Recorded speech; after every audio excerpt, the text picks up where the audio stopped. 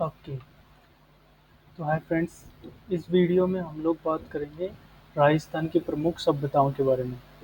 तो हम लोग अभी ये जो राजस्थान का जूनियर इंजीनियर का एग्ज़ाम है उसके जीके वाले पार्ट में हिस्ट्री आर्ट एंड कल्चर का स्टडी कर रहे थे।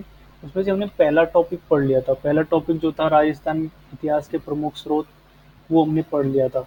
और हमने देखा कि राजस्थान के इतिहास के प्रमुख स्रोत और राजस्थान की प्रमुख सभ्यताएं, इन दोनों में से ना क्वेश्चन आते भी हैं। मतलब उससे दो क्वेश्चन आए थे एक बार 2016 में, और इससे भी एक दो क्वेश्चन आते हैं। ठीक है, तो आज हम शुरू करेंगे राजस्थान की अ, प्राग ऐतिहासिक सभ्यताएं। ठीक है,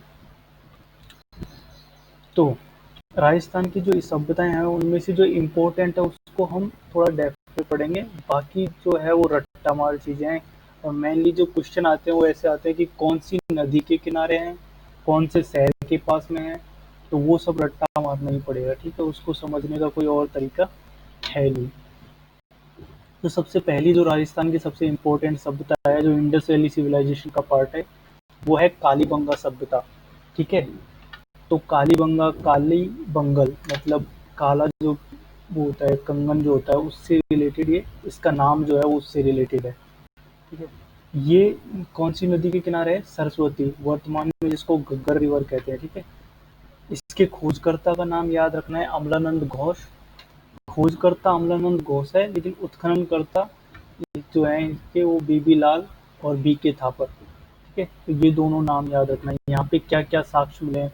अब साक्ष्य की जो है जितने जितने एविडेंस मिले हैं यहाँ पे, वो सारे एविडेंस का मतलब बहुत बड़ी लिस्ट है। बट जो जो इम्पोर्टेंट है वो हमने यहाँ पे लिख दिया है कि जुते हुए खेत के साक्ष्य, चना और सरसों, कपास, चावल, ठीक है, इन सब के साक्ष्य मिले। कालीबंगा से प्राक इतिहास हड़प्पा और विकसित हड़प्पा के प्रमाण मिले। अब प्राक हड़प्पा और विकसित हड़प्पा क्या है कि जो मतलब हड़प्पन सिविलाइजेशन जब डेवलप हुई थी, ये अपने यहाँ पे हड़प्पन सिविलाइजेशन जो है वो सबसे पहले मेहरानगढ़ पाकिस्तान के उधर से शुरू हुई थी। ठीक है, जो हड़प्पा से पहले के पीरियड की थी। फिर वो इधर भी, क्योंकि हड़प्पा एक जगह तो पूरा इंडस वैली सिविलाइजेशन एक साथ तो पूरा के पूरा नहीं बना कि एक साथ ही पूरा शहर खड़ा हो गया। वो कहीं धीरे धीरे से छोटे छोटे गांव होंगे, फिर उन गांवों से शहर बने और उस तरह से पूरी सिविलाइजेशन बनी। तो जैसे पाकिस्तान की कुछ सिटीज है, वैसे ही राजस्थान का जो कालीबंगा शहर है वो भी मतलब हड़प्पा से पहले की है कालीबंगा। और वहां से फिर धीरे धीरे डेवलप होती हुई विकसित हड़प्पा तक। फिर हड़प्पा का भी एक टाइम पीरियड है कि हड़प्पा पहले स्टार्टिंग से शुरू हुई, फिर एक टाइम पे वो विकसित हो गई, फिर उसका खत्म होने शुरू हुई। तो इसका कालीबंगा जो है वो प्राक हड़प्पा से विकसित हड़प्पा के प्रमाण यहाँ से हमको मिलते हैं। अग्निकुंड का प्रमाण कहाँ से मिलता है, ये सबसे इम्पोर्टेंट है इसमें। तो अग्निकुंड का हमको कालीबंगा से मिलता है। उसमें पशु की हड्डियां प्राप्त होती है, इससे पता चलता है कि वहाँ पे वो कुछ बलि वगैरह देते होंगे। ठीक है, तो ये कालीबंगा के बारे में याद रखना है। सेकंड जो इम्पोर्टेंट सिविलाइजेशन है राजस्थान की, वो है आहड़ सभ्यता।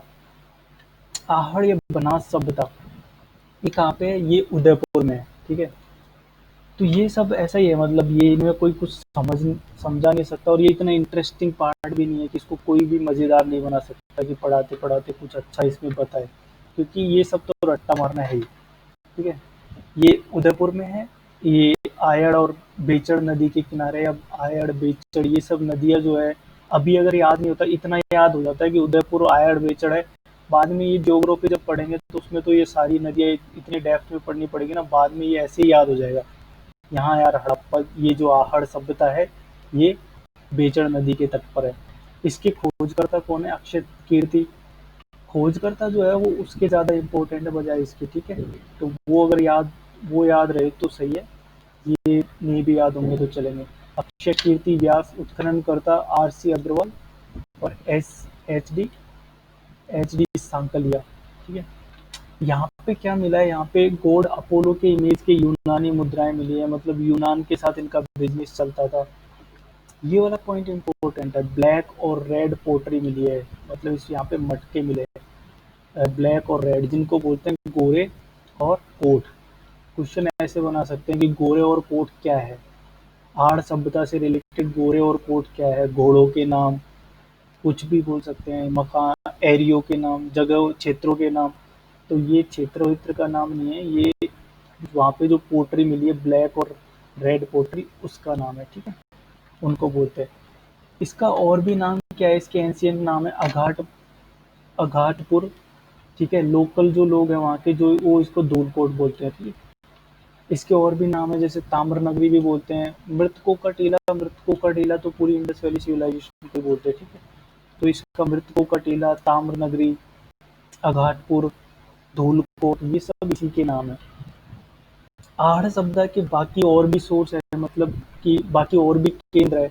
ऐसे नहीं है कि सभ्यता सिर्फ एक ही जगह है, जैसे राजस्थान को भी हम एक पूरी सभ्यता माने, तो ऐसा नहीं है कि सिर्फ जयपुर में ही सभ्यता है। दौसा, अलवर, ये सब जगह भी तो और भी केंद्र हो सकते हैं ना, सेम इसी राज्य से कनेक्टेड पॉइंट और भी हो सकते हैं। तो आहड़ सभ्यता जो थी उससे रिलेटेड, और गिलुंड की सभ्यता जो है राजसमंद में, ये बनास नदी के तट पर है, ठीक है। तो अब इसके जो किसने इसकी खोज किसने की, ब्रजवासी लाल ने की थी, ठीक है। तो ये इतना इम्पोर्टेंट नहीं है। बालाथल सभ्यता वल्लभनगर तहसील उदयपुर में बेचड़ नदी के किनारे है, ये भी, ठीक है। ओजियाना की सभ्यता, ये भीलवाड़ा में बदनौर के पास ओजियाना सभ्यता, कोठारी, ओजियाना सभ्यता का याद रखना, ये कोठारी नदी के पास में है, ठीक है। तो ये कोठारी नदी के पास में हो गई। अब नेक्स्ट जो है, मैंने कुछ इंपॉर्टेंट सभ्यताओं को ऐसे लिखा है क्योंकि क्वेश्चन भी ऐसे ही आता है, कुछ तो एक तो पॉइंट आ जाएगा, या तो एक पॉइंट रहेगा उसके बारे में और उसका स्थान पूछ सकते हैं कि ये सभ्यता कहाँ से रिलेटेड है। तो ये जो टेबल है इसको रट लेना है। सभ्यताएं और भी है, लेकिन जो जो मैंने इंपॉर्टेंट मेरे को लगी, 4-5 सभ्यताएं छोटी होगी लेकिन वो मेरे को इंपॉर्टेंट नहीं लग रही थी, इसलिए मैंने उसको टेबल में नहीं लिखा। तो इतना ही रट्टा मार लेंगे तो बहुत है कि बागोर सभ्यता भीलवाड़ा में कोठारी नदी। अब इसको तो रट्टा ही मारना पड़ेगा, मतलब बनाना कुछ भी, बागोर, भीलवाड़ा, बीबी, ऐसे करके अपना कुछ ट्रिक बनाना। ये सब चीज़ें याद तभी रहती है जब इनको कुछ ऐसी चीज़ से रिलेट करोगे ना जो याद रहने में इजी रहे, जैसे कुछ ट्रिक्स बनाओगे। तो यहाँ पे पशुपालन के अवशेष मिलते हैं, संपन्न पाषाणकालिक सभ्यता के स्थल स्थित है, ठीक है। मतलब यहाँ पे जो स्टोन एज है वहाँ के जो एविडेंस है वो भी मिलते हैं। तिलवाड़ा की सभ्यता बाड़मेर में लूणी नदी के किनारे है। इसवाल सभ्यता उदयपुर में है। अब ये भी पूछ रहे थे कि इसवाल सभ्यता किस पीरियड से रिलेटेड है, तो ये आयरन एज की सभ्यता है, ठीक है। यहाँ से आयरन एज के वो मिले। सभ्यताओं के भी डिफरेंट प्रकार है ना, कि पहला जो टाइप है, ठीक है, इस अपना स्टोन एज है, उसके बाद आयरन एज है, ठीक है, चैल्कोलिथ। तो ये सारी सभ्यताएं हैं, इनमें से ये आयरन एज की सभ्यता है, ठीक है। सोथी सभ्यता बीकानेर में है। इसको कालीबंगा प्रथम भी बोलते हैं। ऐसा जब नाम आ जाता है ना कि ये कुछ बोलते हैं, कुछ ऐसा करते हैं, तो ये थोड़ा इम्पोर्टेंट हो जाता है, इसलिए मैंने इसको लिखा है कि क्वेश्चन बन सकता है कि कालीबंगा प्रथम किसको बोलते हैं, तो सोथी सभ्यता को बोलते हैं जो बीकानेर में है, ठीक है। गणेश्वरी सभ्यता, ये बहुत इंपॉर्टेंट है गणेश्वरी सभ्यता, क्योंकि इसके साथ भी कुछ अच्छा सा अटैच है, एक फेमस चीज अटैच है कि ये नीम का थाना में कालंती नदी के किनारे है। अभी ये तो याद रखना ही है कि कालंती नदी के किनारे है। ये भी याद रखना है कि ताम्रयुगीन सभ्यताओं की जननी है। मैंने बोला ना कि सभ्यताएं जो आई पहले स्टोन एज आया, मतलब पत्थर की चीजें बनी। अब वो उतना हमको याद नहीं रखना कि पूरा स्टोन एज को में कौन कौन से क्या क्या था, पैलियोलिथ में क्या था, मेजोलिथ में क्या था, नियोलिथ में क्या है, ठीक है, फिर चालकोलिथ में क्या है, आयरन एज में क्या है, वो सब उतना हमको नहीं देखना। हमको बस ये देखना कि ये चैल्कोलिथ जो पीरियड था, चैल्कोलिथ मतलब बोले तो ताम्र युगीन सभ्यताओं की, ताम्र युगीन सभ्यताएं, उस तो उसकी जननी बोलते हैं उसको। मैंने इनको नोट्स जो है वो हिंदी में इसलिए बनाया क्योंकि ये फर्क नहीं पड़ता, वहाँ पे पेपर जो आएगा वो हिंदी में भी आएगा, इससे थोड़ा हिंदी भी ठीक हो जाएगा, ठीक है सबका। तो ये कालांती नदी के पास में, इसको सारे नोट्स मैंने इसलिए हिंदी में बनाए, ठीक है। कालांती नदी के पास ये हो गया। गणेश को सोनारी सभ्यता, ये भी झुंझुनू में है, कालांती नदी के किनारे। ये लोहकालीन सभ्यता, तो ये दोनों सभ्यताओं को याद रखना है, गणेश्वरी और सोनारी के। जोधपुरा सभ्यता, अब ये 2016 का क्वेश्चन था।